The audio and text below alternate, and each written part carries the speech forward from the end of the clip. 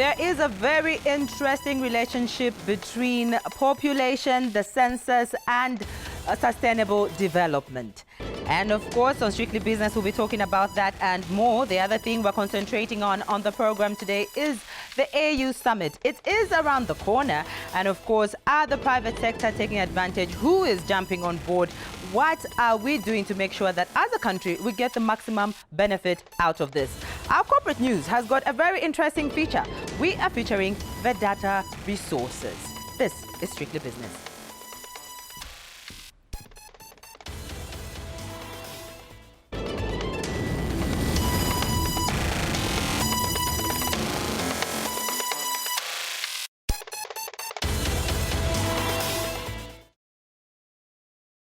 For joining us, this is Strictly Business. We start off with issues of monies, finances, IMF. There's a lot that has been talked about IMF of late, but then we have the latest on this one. Finance and National Planning Minister Stumbeko Msokotwane says that the World Bank is committing 959 million United States dollars to supporting Zambia's economic recovery. Now, Dr. Stumbeko Msokotwane says that the funds are meant to help the country recover from multiple debt and economic crisis and help to institute reforms for inclusive growth and poverty reduction. He says the money includes $294 million, which has already been committed for scaling up social cash transfers and projects to strengthen the COVID-19 response. He said recently that it will also go towards vaccination and emergency health financing to improve service delivery. He told us recently that from the $959 million, $665 million will be presented in 3 operations in the World Bank board for approval within this month, which is June 2022. He has also added that as soon as the IMF-supported program is approved by the IMF board, it is envisaged that the World Bank will supply funding amounting to $275 million over the next 3 years.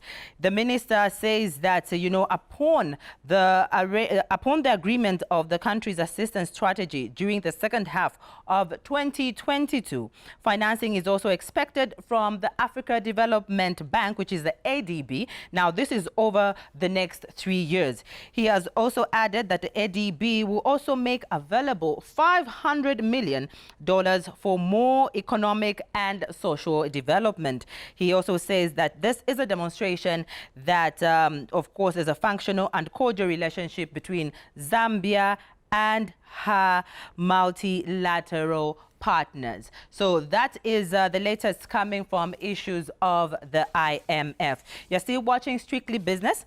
Now we get into our corporate news, and this time Vedanta is talking about the environment. Now, being a mining entity, we were interested to find out how they're operating within the realms of their environmental, social and governance. Now, this can also be termed as the ESG. But of course, we wouldn't let them go. As I sat down with their Director of Corporate Affairs, Masuzyo Ndhlovu, we did touch on the issue of the running of KCM and where they're at regards to that one. Watch this.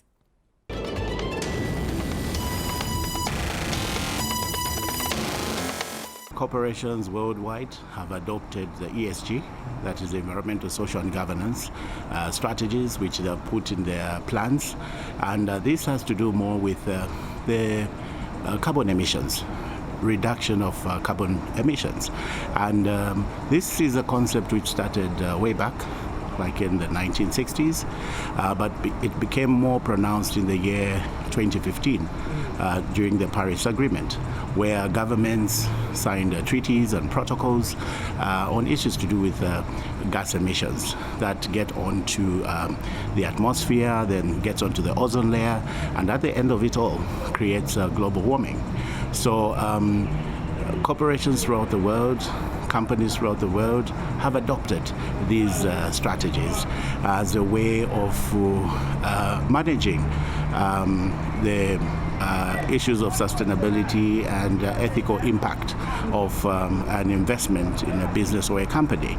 So this is something which has been going on for some time, from 2015, the Paris Agreement. Before that, there used to be the Kyoto Protocol, where countries and governments signed treaties. Yes. And you will recall that last year, in the year 2021, there was the COP26 in Glasgow, Scotland, where again governments met and other stakeholders that looked at these issues of green gas emissions, carbon emissions, and things of that nature. Okay. So this does speak to the green side of your company, but to what extent is this important regards any business? Well, this is very important because you don't only look at the financial side of things, you look at the non-financial side. So these go side by side, the financial analysis and the non-financial analysis, because now companies have embraced the ESG, and so in all investments you find that in countries these days, even as an investor gets into a particular country, they look at issues of ESG. How compliant are they? What's their ethical behavior like, and things like that. So this becomes very important. For Vedanta, I've noticed that there's this emphasis on decarbonization. Yeah. Why is that? Well, just like global companies that have adopted the ESG, Vedanta has come up with strategies of, for instance, reducing the emission of carbon by 25% in the year 2030.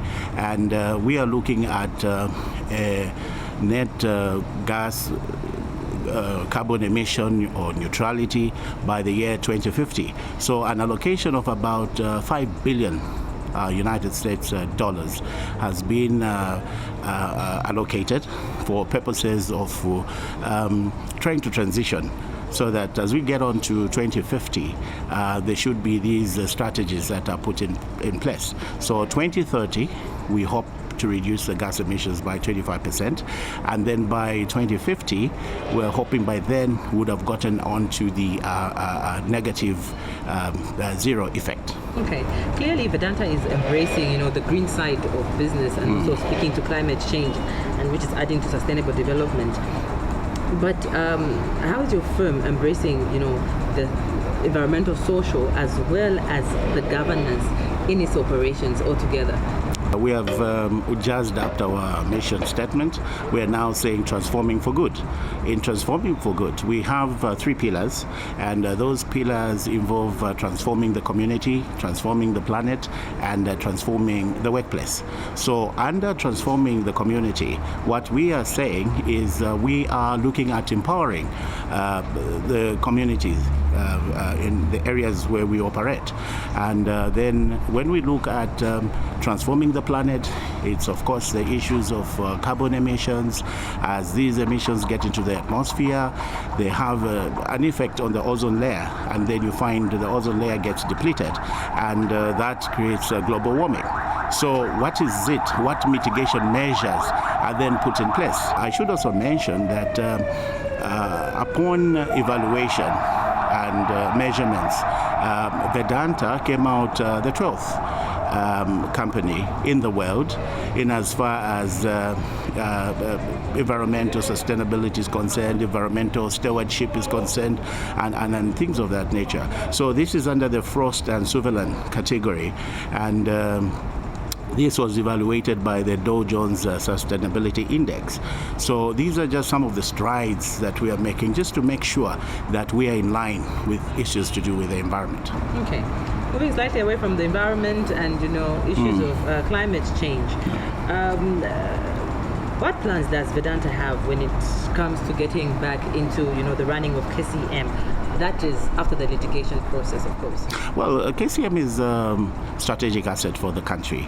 It's an integrated copper producer in the country that has units starting from Kokola in Chililabombwe, and then you have Nchanga in Chingola, Nkana, Nketwe, and of course Nampundwe here in Central Province. So as an integrated unit, the plans are immense. because one of the things that would want to do is to immediately move on in terms of copper production from the current 50 kilotons to about 100, and then in the medium term move on to about 200 kilotons of copper being produced. And obviously, as time goes on, we want to play a major role in contributing to the government vision of producing 3 million metric tons of copper in the next 10 years. So these are some of the strategies and strides that we are putting in place, and would want, when we get back, to recapitalize the mines so that we modernize the kind of equipment that we are currently using. The Konkola Deep Mine, which is one of the flagship projects, for instance, needs recapitalization. You know that Konkola is the wettest mine possibly in the world, and so there's a time when you have to more or less like dewater the place, and just to make sure that modern infrastructure is put in place. And so there are all those plans that we have put in place. So there is a proposal, well, not a proposal, but obviously about 1 billion United States dollars is what will be injected in order to recapitalize the mine.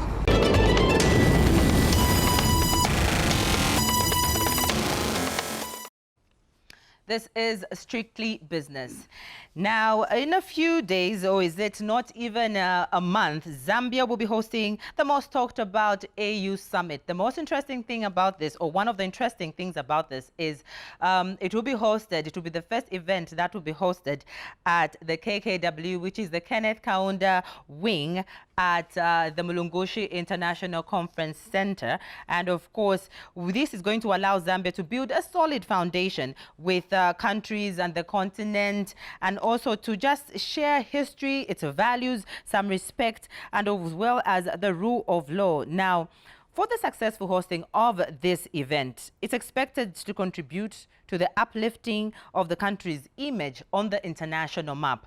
And most importantly as well, it is going to gain us some revenue. But how much preparation has been done so far? We are glad that we are hosting via phone Minister of Tourism, Rodney Sikumba, who will be giving us an update as well as just, an insight on the upcoming African Union Summit. And this is via phone.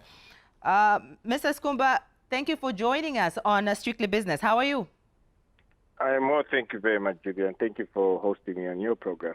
I appreciate. So let's begin with this one. It's in less than a month, and we're going to see us hosting, the African Union Summit. Now, how are the preparations going so far on a general basis, of course? Well, thank you very much for that question. On a general basis, the preparations are going on well. We have less than a month to go, as you can tell. But obviously, we've been getting under pressure as regards to how prepared we are. Just yesterday, or Saturday itself, the chair of the Committee of Ministers, the organizing committee, Honorable Stanley Kakubo, MP, Minister of Foreign Affairs and International Relations, just signed the agreement between the AU and the government of the Republic of Zambia to just signify that we are now ready to host the summit, and they've given us an okay. So with that signature that was done on Saturday, you will now be able to see all systems go with regards to flighting of the adverts, notifying the rest of the world and Zambia's tour on where we are, what will happen during the media coordinating summit. So overall, we're looking good, and I think in the next few days, a week or less, you'll be seeing a lot of these adverts in your faces to just signify that we're ready to host the AU summit. All right. Now, what arrangements have been put in place to make sure that, we expose Zambia as that top tourism destination to just make sure that we take advantage of this summit, regards to the potential? Well, obviously, as you may be well aware, our starting point was to commission the Kenneth Kaunda wing of the Mulungushi International Conference Center, and that's a 2,500 seat capacity convention center. And ultimately, it prides itself as one of the biggest in Africa, if not the biggest. We're we're competing with the one which is sitting in Addis Ababa. Now, with regards to PREPs, obviously, one of the issues that we've put in place in the committee, obviously government proper, is to engage the private sector. I think for a long time we realized that private sector are the key drivers for whatever industry that we may be in the country. And we've had business breakfast meetings with our private sector to just tell them exactly where we are as government.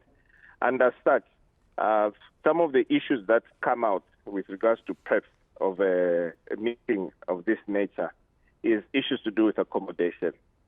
So we have engaged our accommodation establishments who are fortunately been willing to give information regarding to bed space. In most of these, bookings have already started happening, and we're happy about that. On the transport side, we've already started engaging our colleagues within the transport sector to see how best we could have enough cars to be hired out for the delegation. Judy, you may wish to know that during the conference, obviously from the first, I'll probably say from about the 4th to the 18th, you'll be having people coming in and out of Lusaka due to the conference. So as such, it's important that other people use facilities such as car hires within Zambia to be able to benefit out of that. And also, what is important... Yes. Okay. And when you talk about, interacting with other issues, other sectors, when we talk about, other sectors, making sure that you're going to interact. Well, I think we've lost the minister. We will try and get him. We're going to be talking about, private sector engagement, and we're going to be making sure we understand how they're being incorporated in this process. But then again, so far, what he has told us is the preparatory process, how we're supposed to maximize and take advantage of this, the side meetings that are going to be taking place as well. That is what he's talking about. We will continue with, the tourism minister when we get a hold of him. But still, to come on the program, I am going to be talking to the top man of the statistics agency when we talk about the role that population has in our country and how it's going to talk to sustainable development. And this is Mr. Mulenga Musepa. Mr. Musepa, how are you? I'm fine, and thank you very much for inviting me. All right, appreciate. Now, when we talk about, firstly, statistics, the population, and the role in sustainable development, how do these three work together? Well, basically, I listened into when you're talking about the minister announcing that the World Bank will give us some resources, and some of those resources will go towards social cash transfer, and others will go towards vaccination. And the basis of that are the numbers. Okay. The census, for instance, will now update the numbers with respect to those that are vulnerable, that deserve to be on the social cash transfer. It will also update the numbers in terms of what resources of vaccines that we need to vaccinate the updated population statistics. And therefore, the census basically gives you an opportunity or an ability to carry out socio-economic planning of the country. The census also does provide data for private sector decision making. You may also want to know that the census of population and housing has about 96 indicator denominators under the SDGs. But the census also just allows the governance of the country. So it's more of, you need to know how many people you have and at what rate is the population increasing for you to be able to determine the required public service levels to be provided, and behind that to be able to allocate public resources.